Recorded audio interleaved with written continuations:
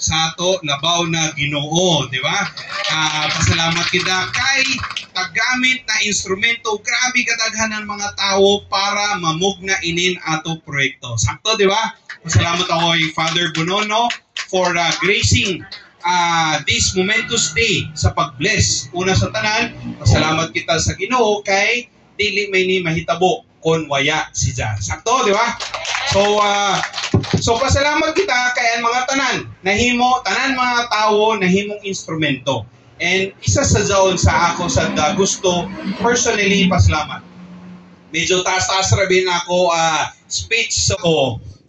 Nakita na ako sa news na si President Erap Estrada nagmugna ng balaod ng jaon establishment of the Philippine Carabao Center. Tama ba, Miss Mikey?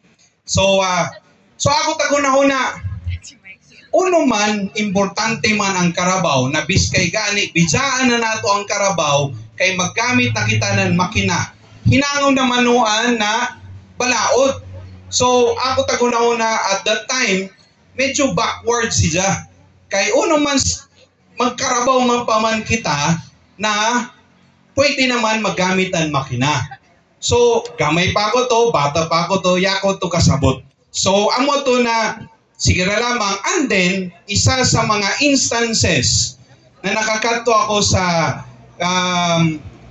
when I visited Musuan, Bukidnon, I stayed in the CMU dormitory.